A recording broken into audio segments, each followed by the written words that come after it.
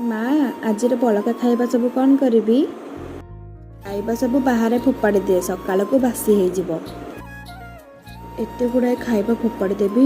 ନାଇଁ, ସକାଳୁ ତ ମୋ ଛୁଆମାନେ ଭୋକରେ ଅଛନ୍ତି, ଯାଉଛି ସେମାନଙ୍କ ପାଇଁ ନେଇଯିବି।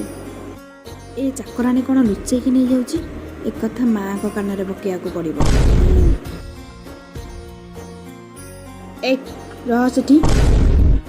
ଚୋରଣୀ, ତତେ ଟିକେ ଲାଜ ଲାଗୁନି? ଶେଷରେ ତୁ ଏ ଘରୁ ଚୋରି କରୁଛି। ବୋହୂ, କ'ଣ ହେଇଛି? ଦେଖନ୍ତୁ ମା, ଏ ଚାକରାଣୀ କ'ଣ ଚୋରି କରିକି ନେଇକି ଯାଉଛି। ନାଇଁ ମା, ମୁଁ ଚୋରି କରିନି। ଆପଣ କହିଲେ ଖାଇବା ସବୁ ଫୋପାଡ଼ି ଦେବାକୁ, କିନ୍ତୁ ମୋ ଛୁଆମାନେ ସକାଳୁ ଭୋକରେ ଅଛନ୍ତି, ସେଥିପାଇଁ ଭାବିଲି। ନାଇଁ ମା, ସେ ମିଛ କହୁଛି। ଶିବାନୀ, ତୁ ଚୁପ୍ ରହ। ମା, କାହା କଥାରେ ମୁଣ୍ଡ ଖେଳିବା ତୋର କିଛି ଦରକାର ନାହିଁ। ଯାଠୁ ତୁ ବି ଘରକୁ ଯା, ସେପଟେ ଛୁଆମାନେ ଅପେକ୍ଷା କରିଥିବେ, ବହୁତ ରାତି ହେଲାଣି।